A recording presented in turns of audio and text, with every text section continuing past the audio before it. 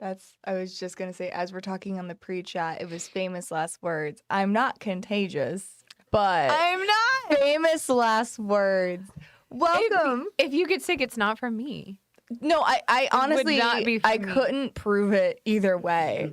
I could not prove it. Welcome to the Medicare Cafe team. We are in the midst of the final stages of the snowpocalypse that hit the Midwest and South. And then in addition to that, just like the flu and the grossness that's coming around. Yeah. I was telling Kari that I leave for Mexico in 3 days. Within the last Is Chad 2 weeks. going with you? Chad is going with me. Okay. So far. Unless he isn't. But my son had the flu last week. Slept on me, slept in bed with me, cried just all over mama. I didn't get that. My husband now has a variant of something. Hasn't had a fever, but it's just like not thriving, not even surviving at this point. Like I'm gonna send like a wellness check here in the next like hour or so on him. I leave for Mexico in 3 days. So does Chad. So he's got to get it together. We'll see. He might not be on the same plane as me. Just, out of spite. Our Mexico trip in April, the first thing Glenn said, I was like, I bought our tickets. And he was like, is Chad and Olivia going on this one? Not this year. Oh, no. Not this year. No. I'll see where he's going to be bummed. I know. Well, that's what we'll get caught up on that stuff later. Sorry. But yeah, excited to see you guys today. Excited to be back in the studio with Kari. Before we get into today's topic, which what I wanted to talk about primarily today was going to be signs. It was actually a Sadie idea. I give Sadie a lot of flack because she yells at me a lot, deservingly so. But she had this idea that is signs you need to revamp your appointment, like your appointment process. Signs of like how do you notice that like, hey, this could be better. Wonder if I want to get signs. I will. There's one of them that is a direct hit, and I mean it out of love. Hit at a me direct because hit. it's a 2 appointment. It is a 2 appointment. We'll get into it a little bit later. knew it. And I believe the lid case because I love you and I will never lie to you.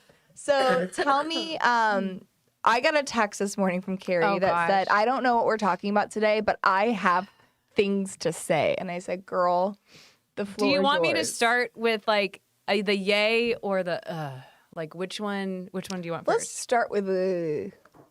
It's really just one word, but it's Is it Cigna? Okay. Yeah. Mm-hmm. Like I don't have words for how awful they are. Careful, but yes. As far as their like, I just don't understand what is going on. Well, long story short, again, like Communication, like you cannot get to them. yeah. So I will tell you with working with the partners at Cigna, number one, they knew this. They became incredibly competitive. They thought they were. I love them. I have sold, like I used to. I don't know. They were the largest company I sold last year. They were just completely understaffed and underprepared to handle the amount of apps. The that they merger, got. like did that or The merger wouldn't have had wasn't anything to it? do with it. No, the merger to the Health Springs has nothing to do with it. This Okay. was in motion well before the Health Springs merger. It's the fact that they became the most competitive plan in Missouri that paid the highest commissions in Missouri, and in addition to a ton of other states. Like Missouri is by far one of their top med subs. However, it's also like in a ton of other areas. I think what they told us is that they hired like multiples of hundreds of new support members. Like they know the issue. They've hired multiple hundreds of people, and they said we could have hired 1,000 people and still wouldn't have. Yeah, just because the influx of apps in such a short amount of time. So yes, it is frustrating 110%. They are aware of the issues and are working furiously to fix it, but we're not really is there seeing the a light results of at the that end yet. of the tunnel? Because like I've had terminated apps that should not be terminated because we've tried calling every day. I have uploaded to their portal just a PDF document that says someone please call me because I don't know. Yeah, that's not going to happen. I didn't know how else to do it because we've sent like GI paperwork 12 times. We've received the fax confirmations and they've said didn't receive. At a certain point,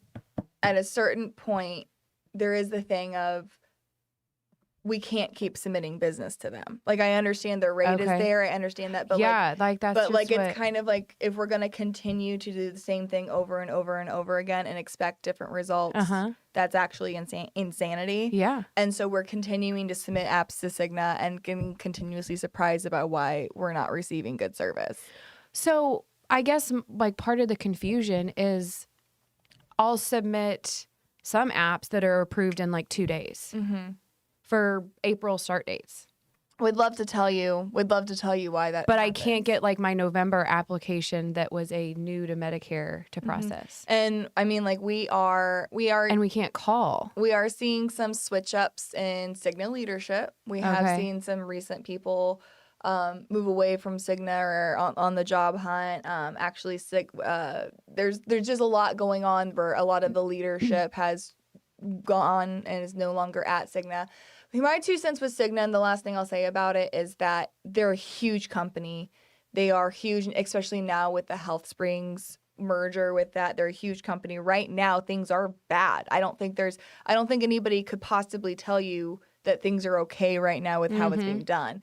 But if we're going to continue to submit business to it and continue to be frustrated with the service that we're getting, at some point, like, that's on us. We have to make sure, like, it is not good. I've stopped. Right. I've stopped. The last think, 2 weeks, I won't do anymore. But I hate to say anything catastrophic about Cigna. Yeah. Because it will get better. It may not be this cycle, but Cigna's too large of a company to fail long term. So, like, this block of business may be a complete and total bust. And you're going to start, I'm not saying that this will happen, but you might start seeing increases. You might start seeing things like that. Specifically, Medicare supplements. Specifically, sorry, we did not make that clear. Medicare supplements. Yes. We might, but to say, I am not willing to go on record to say anything negative about Cigna, because in 2 or 3 years, they will have the system set up, they will have the process, and they're likely going to come out with a new company or a new product that's going to blow everybody's socks off. So, like... And I think, I didn't mean to sound so harsh. I think it's like, you know, when like, I loved them. I feel like I was Cigna's biggest advocate. And then I feel like they've done me wrong. Yeah. And so we're also because like Gail said, like, they are the best rates, and so I've had to talk 3 people out of them last week. It's all about setting the expectations, and I hate with your clients, of saying, like, this is the lowest rate today. Yes, that's what I said. They're the lowest rate, but like, I have apps that are still processing from November. Yeah, and they're like, okay, yeah, I don't want that. I don't want that, exactly. So it's all just about, like, communication and having the right expectations. Right now, Cigna is not in a place where I would feel comfortable putting my family in, putting my mom or my grandparents or whatever in. 3 years when they come out, when I imagine will happen, they'll come out, they'll close this book of business. We'll see them come out just like every med sup company does. This is not something new. They'll come out with a new product. It's going to be great. By then, they'll have their crap together. Oh my gosh, everybody. Kim, 3 of mine are stuck in licensing. Yeah. Stuck in licensing. So, again, just knowing that the process isn't great right now for Cigna. So just keeping that in mind. If you are going to continue to submit business there, you can obviously keep us. But, like, our ability to help with Cigna isn't super great right now. So when you call our office, a lot of times we can wave magic wands and get it taken care of. Unfortunately, right now, we're kind of, their resources are tapped. So what would you do in the clients that, like, I've had that have been terminated? So they're terminated. Would you write them? They said they didn't receive the GI docs in time, and we have proof. Yeah. Fax confirmation. I would for sure make sure that those get escalated. How do you escalate them if you can't speak to anybody? Okay, that's why you need to work with your upline and do it. Again, like, that's something that we could send with us, and, like, having your upline help you manage that. That needs to be something that's sent to an upline to help you with. Okay. I feel like they've done that, though. They say that we've been on hold for 3 hours just for them to, like, hang up. We can take this offline because I feel like this is we need to have some conversation about, like, the escalation lines and everything like that. But if you're, like, saying, like, we have submitted the GI docs, we've done all that, then that needs to be. Then we need to make sure those get escalated. Yeah, I don't know how to escalate, I guess. Yeah, come talk to us. Come talk to us. Okay. Let's get into the signs that you need to revamp, readjust, and handle your appointment process. And this just kind of came from, we did this a couple weeks ago where we did where we did here's your 8-step appointment process. This is what we need to do. And there's a lot of questions like specifically about that. And so a lot of, here's kind of where you can help for like, do you need to adjust your sales process? Some of them, again, Kari, I'm not coming at you because I agree with the way that you do it. And I want to like put like a note of like the way that you do it, I think is right. But I think in a lot of cases, people lean too hard on it. Yeah. So first of all, here's number one. Can you tell if you need a new appointment process? Number one, it's different every time. If your appointment process is never the same 2 times in a row, then you don't have a process. Yeah. Period. So, and what I hate about that is when people don't have a process, one, they don't know what they're doing that's working, and they don't know what they're doing that is like could be better or maybe isn't resulting in more no's, resulting in like failure. Sometimes mine is so repetitive, especially during an EP. Like sometimes I'm like, oh my gosh, I have to get out of this. Like I've had this same conversation. Yeah. I've had this same procedure 12 times today, and I feel like I'm losing it. I know. Because I've gone over the pathways so many times and I've said the same things. And then you start to forget of like, did I say this to them or the other people I met today? It's so interesting. I did a speech years ago talking about the art of habits and where the habits actually sit in the brain, and how like when you drive the same way home every day from work, you go on autopilot and you're just like, how did I get there? How did I get here? So it's really easy. It's a fine line between making your appointment process a habit without allowing yourself going on autopilot. But the good thing about going on autopilot in a little bit is that it frees up parts of your mind to be more creative, to pick up on little ticks, to pick up on little like subtle things. Like if your brain power is freed up, it allows you to reapply it in other places. So that's always interesting. So if it's different every time and you really can't point to what causes successes versus what causes failures, it's probably time to reinvest in your sales process. Number 2, I have 6 total. Number 2, this one's a twofer. Your appointment is either 2 hours or like it's just excessively long. 2 hours is a crime. But I think most appointments likely could be under an hour. So 2 hours is a crime. Try to keep it under an hour. Or you require a 2 appointment close. I will give Kari a break on this one because the way that Kari, you do it is that you're working with people who like aren't turning 65 for like 6 months or 3 months. So obviously that's different. One, you have the appointment with them when they're turning 65 and appropriate lead up time. And then you take the apps after that when they're closer, when they actually can sign an application then. But a lot of people say that they need 1 appointment to teach, educate, to present, and then a whole teach and educate, and then a whole separate appointment to like present options. And I think if that's the case, I would put them in the same camp of like, you're just over educating. I don't think that's what you're doing because I think you do it differently. But I know a lot of people, if it requires 2 appointments, it oftentimes means that you're over educating. And I agree completely. And I feel like if I did have a different style of business, I would agree with that. But like, my strategic alliances, no, I want them early. So I'm the first one. And so, when I'm meeting with them 6 months before and they can't. But I totally agree with everything you said. I support that so much. Because again, like when my mom was turning 65, she had questions for me when she turned 64. It started. So she wanted to feel comfortable leading up to that. Going into it. Exactly. She wanted to feel like she had some essence of control of what this was going to look like. And then once she turned, once it was like, okay, now it's actually like, we really can't do anything for you that early in the year, but it does kind of lock you down as my client. So let me be your agent the first half of the year, and then the second half of the year, let's actually do the things we're able to do. Yeah. So that makes a ton of sense to me. The third thing is that if the way that you know that you need to revamp your appointment process, number 3, is it doesn't feel natural to bring up additional products. If you only feel comfortable presenting Medicare Advantage or Med Sups, it's like the one or the other, and it feels pushy or it feels unnatural to bring up cancer insurance, dental, vision, hearing. I'm going to even exclude hospital indemnity, because hospital indemnity, if you're not presenting that with a Medicare Advantage plan, that's like step 0. That's not even step 1, that's step 0. But or like life insurance, if it feels like you are coming across as pushy, or that like you're just pushing product, or you feel kind of like the car salesman or the trench coat sale, I say sundial because I watch too much Hercules. You know what I'm talking about? Want to buy a sundial? Please, somebody who knows the Disney reference. Want to buy a sundial? I'm sorry, was that a 90s kid deep cut? Thank you. Okay. I haven't. I was gonna say, yeah. It was literally, Hercules was in the new city, and he's there with his little goat guy, who is Danny DeVito. And one of the guy comes up. He looks, what? He Is looks Danny like DeVito?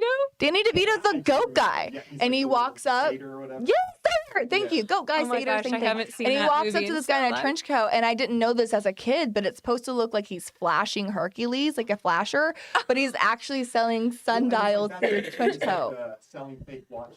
Yeah, and he's supposed to be like, you want to buy a watch? It's you want to buy a sun. We digress. Sundials. So Wasn't thinking sundials was going to be on the docket today. yeah. I just Wanna buy really a like that saying of it should feel natural, because You want to buy that's a so sundial. true. Yeah. No, the natural. No, one. the Okay. natural, Yeah. that would be a sign that something's off. Yeah. Because it does, like, so much of, you can tell, like, if there is something that doesn't feel natural, like. If it feels like an afterthought, Yeah. then your appointment needs adjusting. Yeah. If it feels like an afterthought and it feels like two mistakes agents make. Hercules. Two mistakes that agents make that cause this. Number one, you aren't fact finding correctly.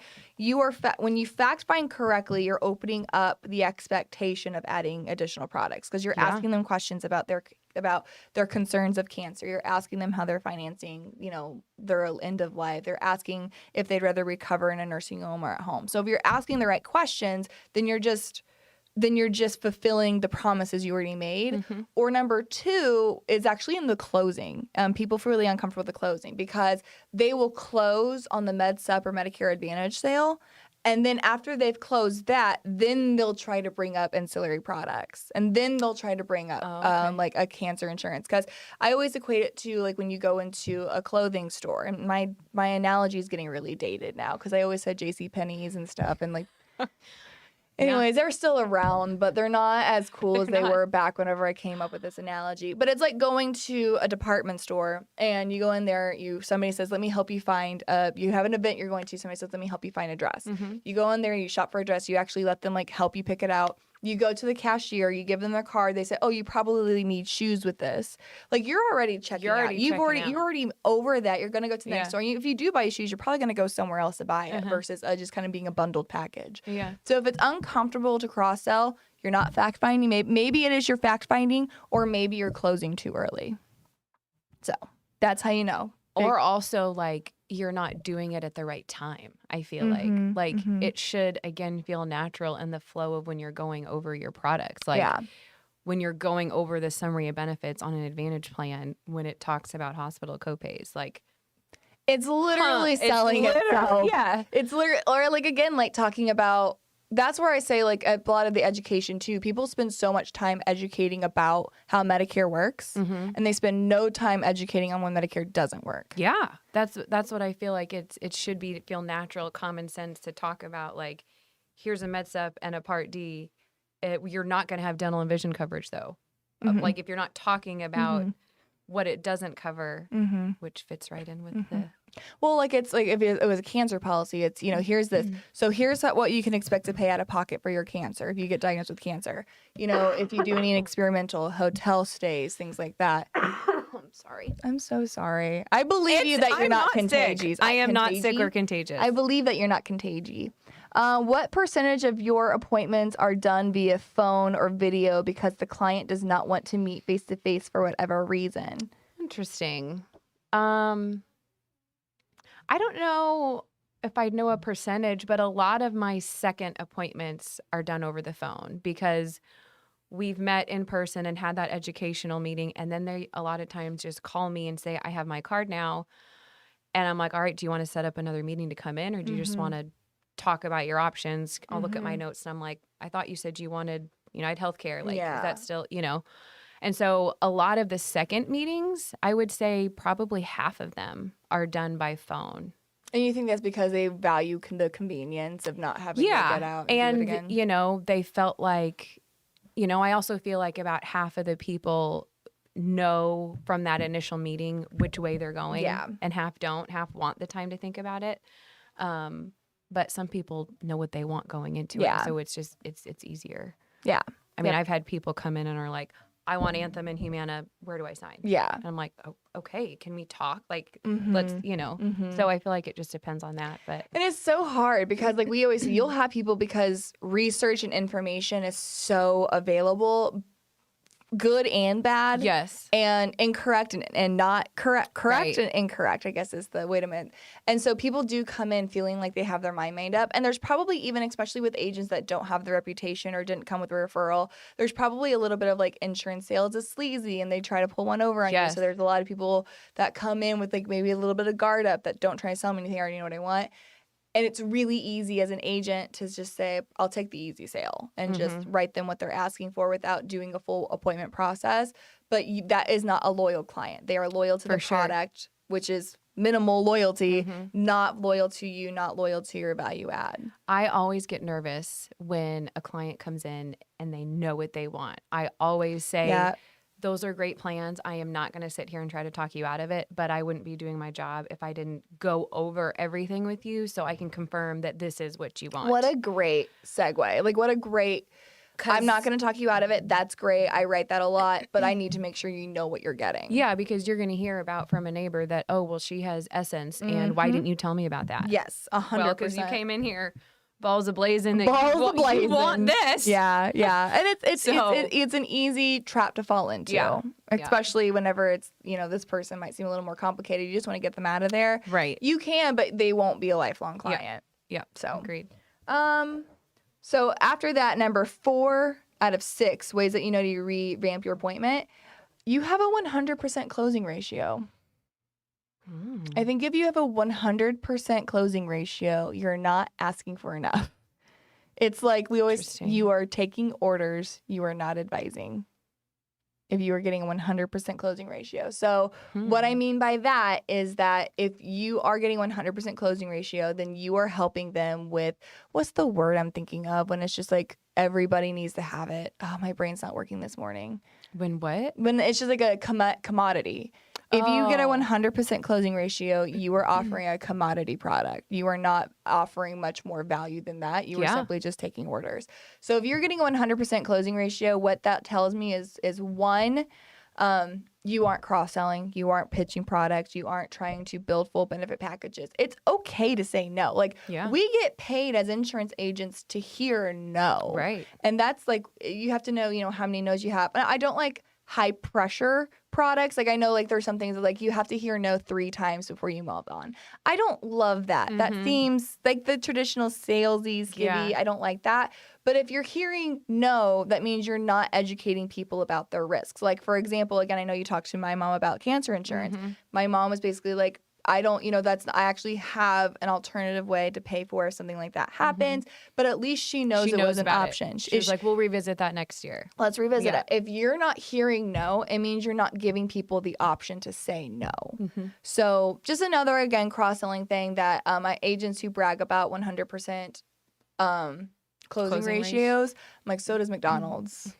Are you referring McDonald's? These are all such good points. Did Sadie come up with these? No, I did. Oh, okay. I thought you said Sadie. I know. She came up with the idea. I came up with the man, these are so good. I was gonna give Sadie some kudos. Sadie is godlike, but these are my points. I mean, you get all the kudos. They're wonderful. Thank you. I don't know. There's really strong points. Thank you. We should record this. We should tell people about this. We should record this. Number 5. Clients are unwilling or confused as to why you want to meet or talk with them throughout the year. if you're calling up your clients out of the blue saying, hey, like, would love to get together. We were talking a lot like during OEP to do Q1 appointments or to do quarter one follow-ups. If your clients are confused as to why you are reaching out to them outside of the annual enrollment period, then you didn't set proper expectations with them. Yeah. And it's I think expectations. Just the idea guy. I'm just the idea guy. Yeah. It's just, I know everyone needs a writer. Yep. It's just talking about if you're like having expectations is the most important thing with any relationship. Just understanding what the right expectations are. So if your people are confused, like I remember years ago, I was working with this financial planner. I met with them, sat down with them, did a couple things with them, moved on with my life. Well, of course, they called me a few months later doing a follow-up, but said, hey, let's get you back in the office and review some things. And I was so confused as to like, you already have my money. Yeah. You already have this. Like, why would I don't need to? Are you trying to pitch me more stuff? Like I already did. Like I kind of had my walls up. I was confused. Fast forward to now, I have my new financial investor or planner who I absolutely love her.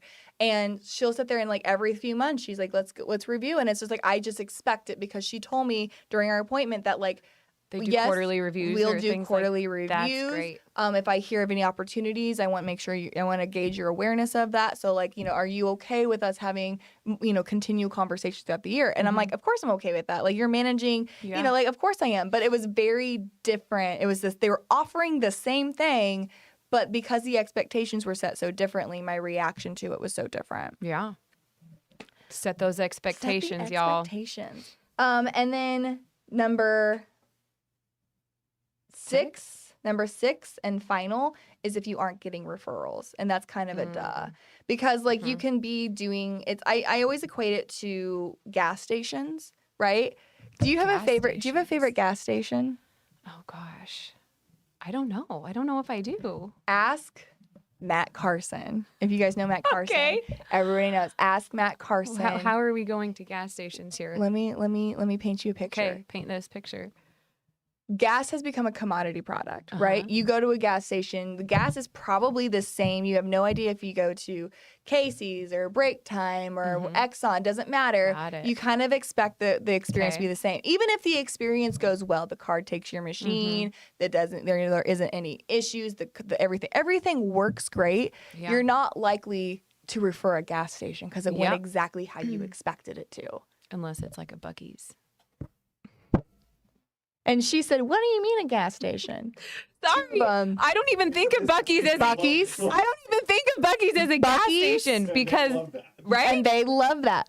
Buc-ee's is a gas station. And it is a destination for all of us Southerners and Midwesterners. We got a Buc-ee's in Springfield. That point very and do you know why? Me. Because you get things that you don't expect. It is a gas station. Do people talk about the gas? No. People don't talk about the gas there. They talk about the mascot. They talk about the food. They I was talk thinking about the gas store. station in town, and I'm like, no. Yeah, girl. And I'll tell you, Quick Trip is another one that I think earns that right. That's Matt Carson's favorite one. Okay. Does he talk about getting gas there? No. The gas is what makes their money. The gas is that's what people go there for. But people refer Buc-ee's or people prefer the Quick Trip because of the food, the clean bathrooms, the friendly staff, the cool things that you can buy. It has nothing to do with the reason that you're there, which is to get the main purpose of these places is to fill you up with gas or diesel. You gotta have the extras that makes it different. Same thing. The reason why people are sitting across the chair from you, Kari, is to learn about Medicare and for you to sell an insurance policy. Even if you did nothing wrong, the process went as smooth as possible. They got what they wanted. They got what they expected. Yep. If you want to be referable, you have to do things outside of the expectation, just like Buc-ee's does and just like Quick Trip does. William doesn't know about Buc-ee's. You don't know about Buc-ee's? Okay, William. Buc-ee's, look it up. Look at Buc-ee's. It is a little beaver. My son. B-U-C-C-E-E? B-U-C-C-E-E. Yeah. That's where we go. Let's go to Busey's. Let's go to Busey's. It's my son has a Buc-ee's towel, Buc-ee's pajamas, Buc-ee's flippers, Buc-ee's chair, Buc-ee's hat. Everything. I bought none of it.